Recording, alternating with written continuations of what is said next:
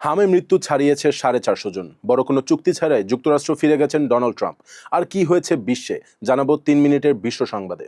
আমি রাহি নায়াব, কথা দিচ্ছি 3 মিনিট শেষ হওয়ার আগেই আপনি পেয়ে যাবেন আজকের সব গুরুত্বপূর্ণ সংবাদ।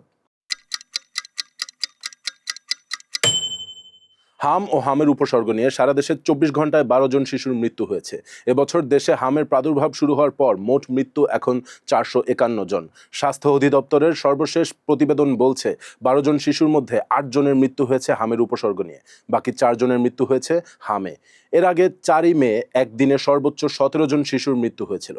বড় কোনো চুক্তি না করেই যুক্তরাষ্ট্রে ফিরে গেছেন মার্কিন প্রেসিডেন্ট ডোনাল্ড ট্রাম্প। যদিও ট্রাম্পের দাবি চীনা প্রেসিডেন্ট শি জিনপিং এর সঙ্গে অত্যন্ত সফল বৈঠক হয়েছে তার, তবে ইরান ইস্যু থেকে শুরু করে বৈশ্বিক সংকট নিয়ে বড় কোনো সমাধানের খবর নিশ্চিত করেনি কোনো পক্ষ। বাংলাদেশে বর্তমানে 34.32 বিলিয়ন মার্কিন ডলার বৈদেশিক মুদ্রার রিজার্ভ আছে বলে জানিয়েছে কেন্দ্রীয় ব্যাংক।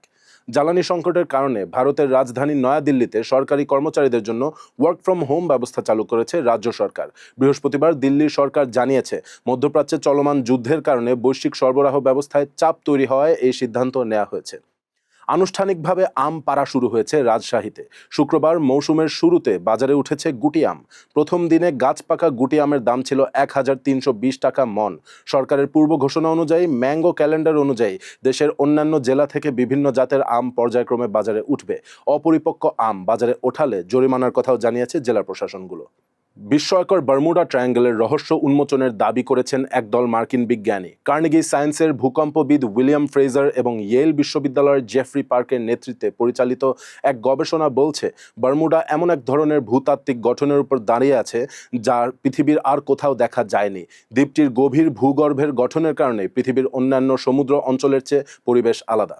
মুক্তি পেয়েছে ফুটবল বিশ্বকাপের অফিসিয়াল থিম সং। এবারও কণ্ঠ দিয়েছেন কলম্বিয়ান পপ তারকা শাকিরা। দাই দাই শিরোনামে শাকিরার সঙ্গে কণ্ঠ দিয়েছেন নাইজেরিয়ান গায়ক বুর্না বয়ের। 3 মিনিটের বিশ্ব সংবাদ এখানেই শেষ। টাটা।